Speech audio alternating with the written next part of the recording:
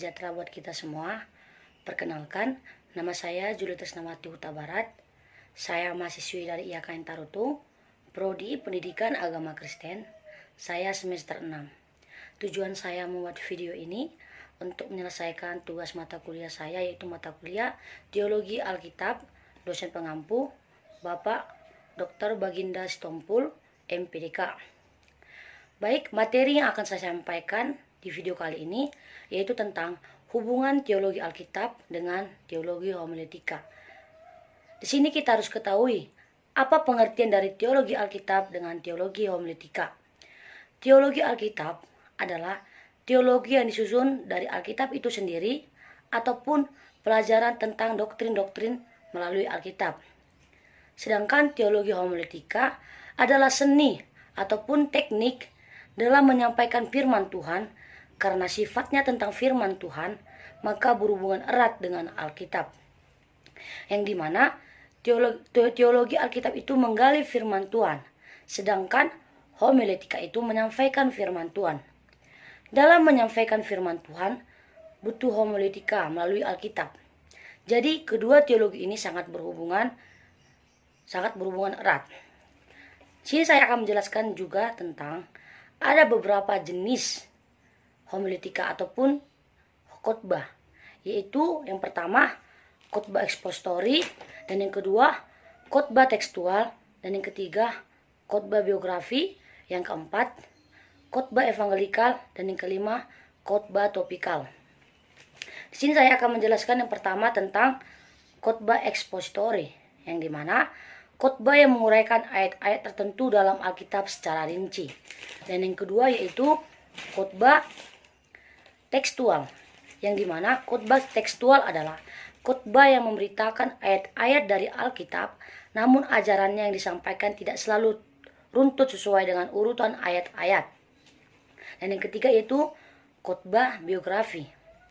Khotbah biografi ini adalah khotbah yang menguraikan tentang kehidupan tokoh atau karakter tertentu dalam Alkitab, entah itu tentang kesulitan, kesedihan, ataupun kebahagiaan. Dan yang keempat itu khotbah evangelikal, yang dimana khotbah evangelikal ini adalah khotbah yang memberitakan tentang kasih karunia Tuhan dari kebenaran firman Tuhan.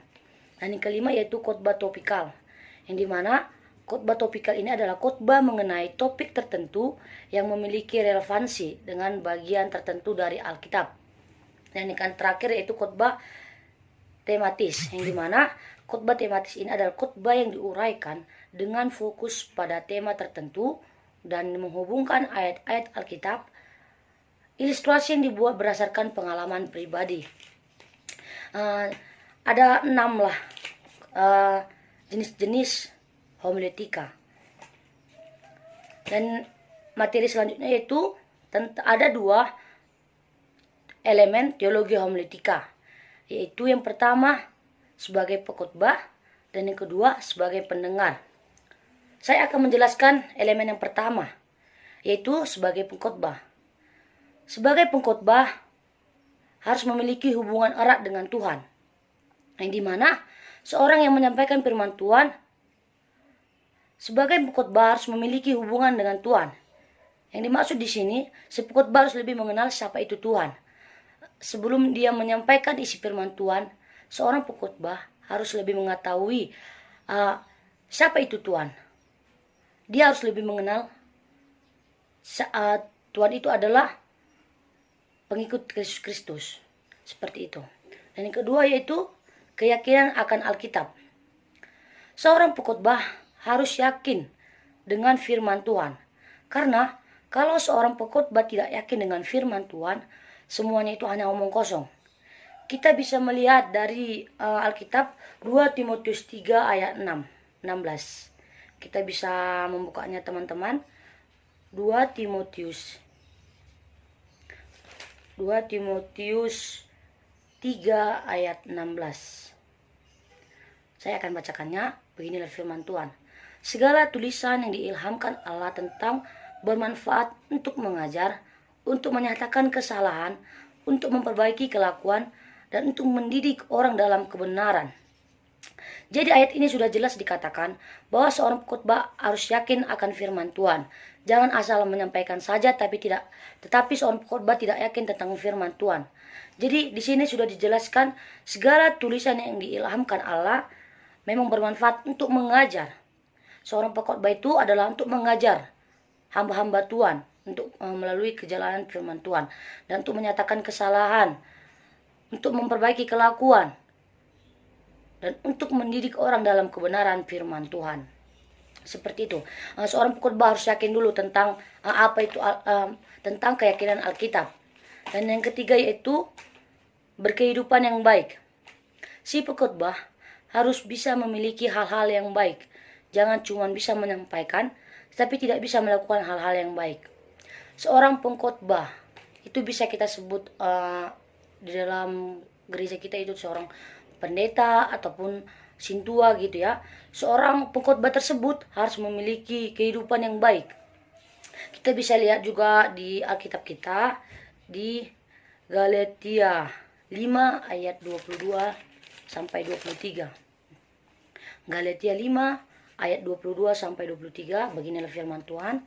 Tetapi buah roh ialah kasih, sukacita, damai sejahtera, kesabaran, kemurahan, kebaikan, kesetiaan, kelemah lembutan, penguasaan diri. Tidak ada hukum yang menentang hal-hal itu. Jadi, seorang pengkhotbah harus memiliki kehidupan yang baik. Seperti tentang buah-buah roh ini. Seorang pengkhotbah harus memiliki kasih, sukacita, kesabaran, kemurahan, kebaikan, kesetiaan. Agar dalam menyampaikan firman itu, seorang pendengar dapat ataupun tersampaikan apa yang disampaikan seorang pengkhotbah. Jadi seorang pengkhotbah itu harus melakukan hal-hal yang baik di kehidupannya ataupun di lingkungan masyarakatnya. Seperti itu ya teman-teman. Yang keempat yaitu mempunyai kemampuan dalam menggali. Yang dimaksud menggali adalah menggali firman Tuhan.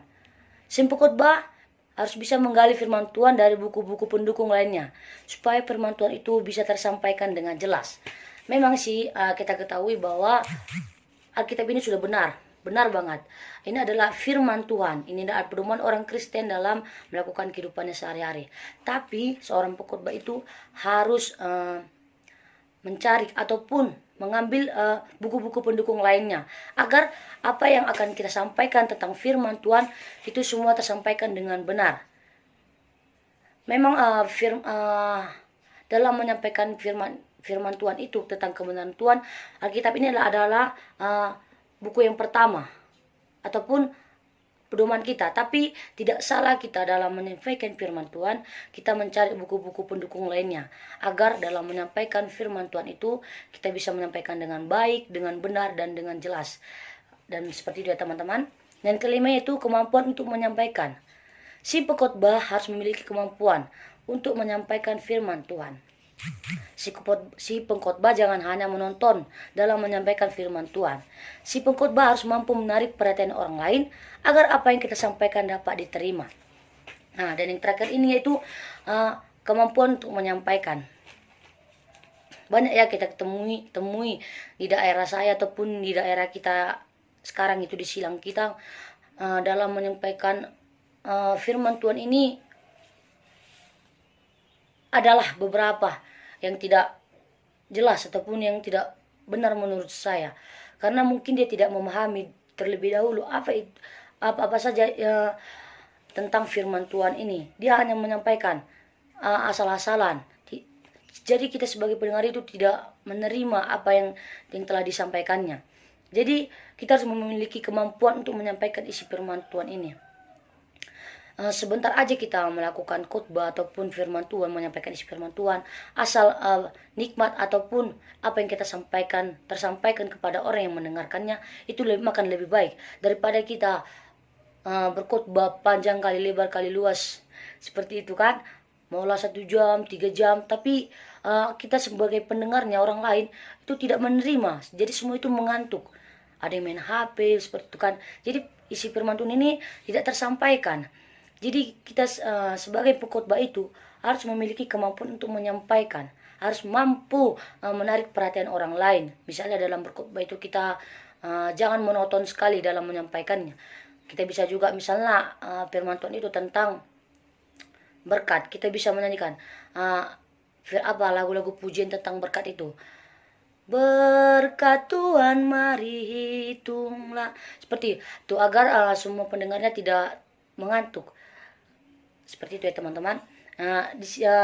Dengan yang udah saya jelaskan ada 5 elemen. Kan ada 2 elemen dalam teologi hermeneutika, yaitu yang pertama sebagai pengkhotbah dan yang kedua sebagai pendengar. Dan sebagai pengkhotbah ini ada 5 yang harus dimilikinya, yaitu yang pertama hubungannya dengan Tuhan, keyakinannya dengan Alkitab, memiliki kehidupan yang baik, dan yang keempat mempunyai kemampuan dalam menggali, dan terakhir yaitu kemampuan untuk menyampaikan isi firman Tuhan. Nah, di sini yang kedua yaitu elemen yang kedua yaitu pendengar. Ada 2 pendengar dalam berkhotbah ataupun dalam menyampaikan firman Tuhan. Yang pertama, pendengar pertama yaitu Tuhan itu sendiri. Tuhan kita, juru selamat manusia. Dalam menyampaikan firman Tuhan itu tidak boleh sembarangan. Harus benar-benar memiliki ilmu tentang firman Tuhan dan harus benar-benar belajar tentang kebenaran firman Tuhan. Maka dari itu, tidak semudah itu dalam berkhotbah karena Tuhan sendirilah yang menjadi pendengar. Seperti itu yang saya sampaikan. Tidak sembarangan orang bisa berkhotbah. Harus memiliki kemampuan ataupun belajar tentang Alkitab, seperti itu ya teman-teman, agar firman Tuhan ini tidak salah dalam menyampaikannya. Jadi kita harus benar-benar mengerti tentang firman Tuhan. Dan yang kedua itu yaitu pendengar yang kedua itu jemaat. Dalam menyampaikan firman Tuhan, pendengar yang kedua itu adalah jemaat. Jadi agar jemaat tersebut dapat mendengar khotbah kita ataupun khotbah dari si pengkhotbah, maka harus menyampaikan firman Tuhan dengan baik dan jelas. Di dalam berkhotbah harus memiliki kasih agar jemaat tersebut mendengarkan mampu melakukan kebenaran firman Tuhan. Sebagai pengkhotbah itu dalam menyampaikan firman Tuhan itu harus memiliki kasih. Kasih itu murah hati ya. Maksudnya harus memiliki kasih, harus memiliki iman di dalam diri kita sebelum kita melakukan berkhotbah atau menyampaikan isi firman Tuhan. Kita tidak boleh melakukan menyampaikan firman Tuhan hati kita lagi kesal, lagi marah, itu tidak baik ya teman-teman. Jadi seperti yang saya jelaskan ada 2 elemen dalam teologi homiletika. Yang pertama itu si pengkhotbah dan yang kedua itu pendengar. Baik, jadi ada saya ambil dari contoh Galatia 5 ayat 16 sampai 20. Galatia 5 ayat 16 sampai 26. Satu perikop ya teman-teman, hidup menurut daging atau roh. Dalam menyampaikan firman Tuhan itu, sini dijelaskan kita harus memiliki hidup daging atau roh. Tentang kasih, sukacita, damai sejahtera, kesabaran, kemurahan, kebaikan, kesetiaan, kelemah lembutan, dan penguasaan diri. Ini adalah firman Tuhan yang selalu menopang saya. Jadi kita harus mentaati ataupun menanamkan firman Tuhan ini dalam diri kita agar kita memiliki buah-buah roh tersebut. Jadi kesimpulan yang saya ambil teman-teman di pembelajaran kita hari ini tentang hubungan teologi Alkitab dengan teologi homiletika, yang dimana teologi Alkitab dan teologi homiletika inilah adalah sangat berhubungan. Mengapa saya bilang seperti itu? Karena teologi Alkitab itu adalah menggali firman Tuhan, sedangkan homiletika adalah menyampaikan firman Tuhan. Jadi semua ini sangat berhubungan erat. Jika kita sebagai ingin berkhotbah, kita harus memiliki harus belajar tentang firman Tuhan, harus sering membaca nas-nas Alkitab ini, kita harus sering membacanya agar semuanya tentang kebenaran firman Tuhan ini dapat tersampaikan dengan baik dan benar, jangan asal-asalan. Dan kita juga harus mampu menjadi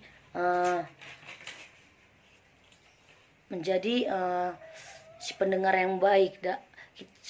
Jika ada pelayan Tuhan dalam berkhotbah, kita harus mengikutinya ataupun mendengarkannya dengan baik. Cukup sekianlah yang bisa saya sampaikan tentang hubungan teologi Alkitab dengan teologi homiletika.